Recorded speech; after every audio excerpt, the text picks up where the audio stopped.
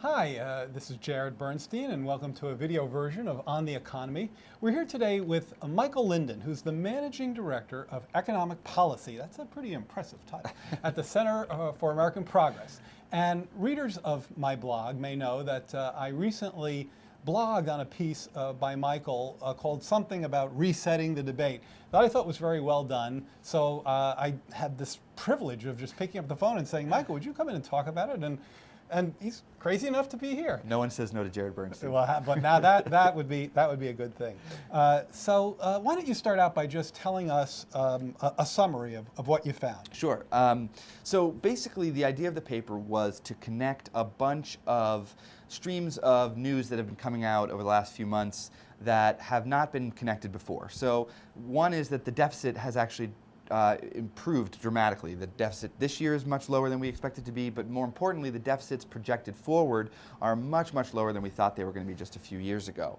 The second point is that healthcare costs have dramatically come down, or healthcare cost growth, I should say, because the costs themselves have not come down. And that's important because a big driver of our future deficits has been the assumption that healthcare costs would continue to grow at about the same rate that they'd had over the last 30 years. And that hasn't been true over the last few years. Okay, so a pretty clear improvement in the budget picture Yes. on a number of levels. On the healthcare part, I've written a lot about that on the blog, and I've suggested that we don't have a great feel for how long that's going to last, but some of it looks real to me. Right. That's where we are, and that's certainly where the Congressional Budget Office is. Yeah, most important. That's right. That's the most important thing. There have been a bunch of interesting studies from Kaiser and then from Harvard that have tried to tease out this question: how much of the healthcare slowdown is structural, how much is cyclical. They both found that there's at least a portion of it that's permanent. They disagree about how much. So the important point for your motivation at this point is that the deficit picture clearly improving relative to a few years ago. Yes. So then where do you go with that? Well, then the real question is, how do we talk about these things, and is the deficit the kind of pressing economic concern that it at least was perceived to be for the last few years? And we come down on the answer no. Perceived to be by whom? By most of Washington, I think is fair to say. Democrats, Republicans, progressives, Center for American Progress, conservatives, a lot of people thought that the deficit, especially the long-term deficit, the long-term debt projections, were really legitimately worrying. Now, there was a big difference of opinion about how fast you do deficit reduction and how do you pair it with job creation up front. And obviously, progressives were saying we need to do job creation first and then deficit reduction. But that whole conversation is kind of beside the point now because, at least for the next 10 years, the budget picture looks pretty stable. So recently on my blog, I've been writing a lot about this idea of being a CDSH, which is not a good acronym. I need a better one, but it's a cyclical dove, structural hawk, okay? Meaning that I view it as very important that actually budget deficits grow significantly when you're facing the kind of demand shortfall we did in the Great Recession and continue to struggle with. Right. And it's also important that they come down as the economy enters a truly bona fide recovery and expansion that we really quite haven't entered yet.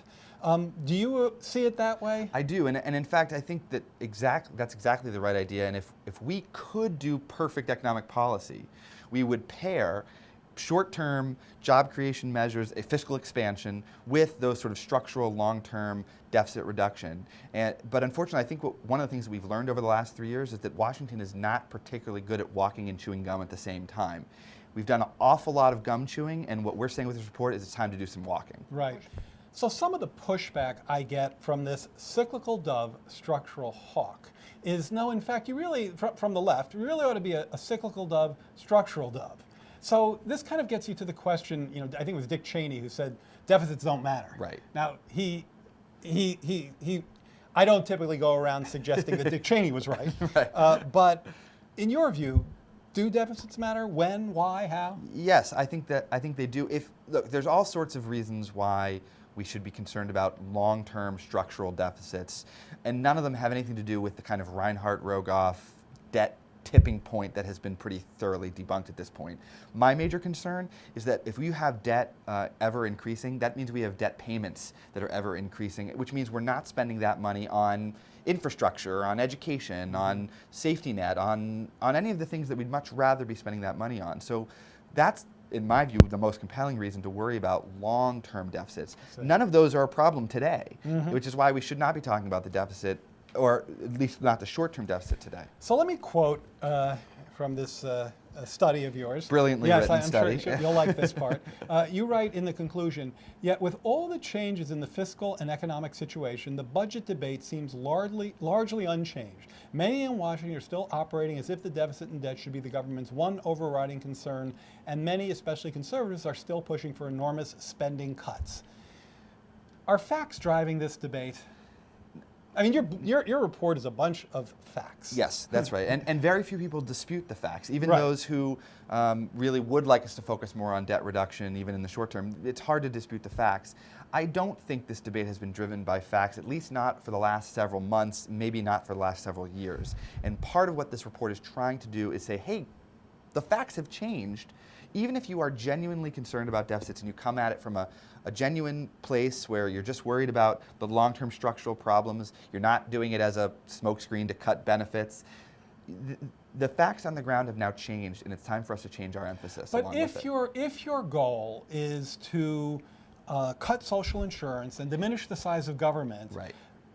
for many, the fact that the facts have changed doesn't is a matter. mere inconvenience, no? That's right, and that's not who this report is necessarily aimed at. Who is Because it aimed at? I think it's aimed at folks like the Washington Post editorial board, for example, although they wrote a somewhat critical editorial about this. What was the nature of their criticism? Their title of their editorial was "We Still Need a Grand Bargain," which, to my view, kind of proves our point that the deficit conversation hasn't changed all that much. People are still calling for grand bargains, despite the fact that the president has put forward what I think is impossible to characterize as anything other than incredibly generous deal for the Republicans, and they've just said, no thanks.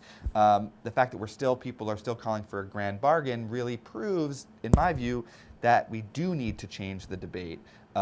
So that's who this is aimed at, and I think they're going to have a tough time, especially as those deficit projections come down, continuing to pretend as if we face a fiscal crisis. Now, you have your own plan, and I thought that was a helpful part of the piece as well, because you're not just saying, the facts have changed, folks, let's just have a different discussion. You're saying, here's a set of ideas for fiscal policy that comport with this new set of facts. Right. Briefly take us through your plan. Sure. So the big challenge that we still face in fiscal policy in the short term is the sequester, basically the automatic spending cuts that went into effect in March of this year, because that's basically the opposite of what we should be doing right now. Exactly as you said, we shouldn't be cutting, certainly not discretionary spending. I will right note now. that on our blog we have a weekly feature. I think we've done 8 so far of Sequester Watch. Our theme is those who forget the sequester are doomed to repeat it. That's very good. Yes, and so we think the major outstanding issue in fiscal policy right now is how do we get rid of the sequester? And in a perfect world, I think we would just get rid of it. Get rid or replace? Well, in my view, if it were totally up to me, I would just get rid of it. We don't need it for deficit reduction. If you look at the projections of what the deficit was expected to be when the sequester was originally passed, with the sequester in place, and compare it to where we are today without the sequester, our deficits are actually lower today without the sequester than it was projected to be with it. Okay, just so we clarify, Yeah, if that's anyone a little lost that complicated. tangle there, you're basically saying that our debt ratio, debt to GDP ratio, looks pretty good even if you take the sequester out of the picture. Yes, that's a clearer way to say it. This is why you're the professional and I'm just No, the guest. no. Stop. But I don't think we live in a rational world right now when it comes to policy making in Washington. So we offer a plan to replace the sequester for 3 years with much smarter deficit reduction and, critically, include some job creation investments right off the bat as well, because not only do we need to avoid doing harm to the economy, we should actually take some affirmative steps to help the economy. Does right your now. plan initially reduce or increase the deficit? Probably in the first year it would increase it. But that's, as you pointed out, that's not a problem. It's not as if interest rates are particularly high. It's not as if we're Well, facing that's a my looming initial crisis. point I was making at the very beginning. There are times when your deficit needs to go up. Right. Temporarily. And I think this is a good situation. Look, months ago or 5 months ago, we were expecting this year's deficit to be about 300 billion or somewhat higher than it actually is going to be this year. Right. Nobody was particularly concerned about but that. But then savings kick in? Yeah, and then on our plan we have the savings kick in over 10 years. We think we should be balanced between spending and revenue. Smart spending, smart revenue. Just stop there for a second. Sure. That's a very big issue for us at the Center on Budget. Balanced between spending cuts and new tax revenues. Yeah. So that means breaking the gridlock on that point. It does, and which is hard to imagine, I concede, but what we do, I think that's a little bit novel, is we try to keep the whole deal small so that neither side has to give up too much to get rid of the sequester. The sequester is terrible, and really, if you ask both sides, I think they'd agree with it. There are some people They do agree with it explicitly.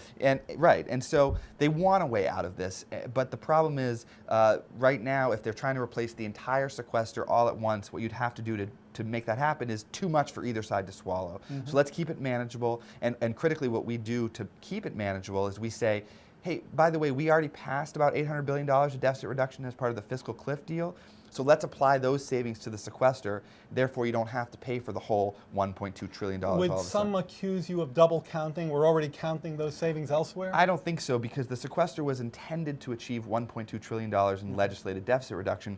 We've already done about 2/3 of that, so let's just pay for the remaining portion. All right.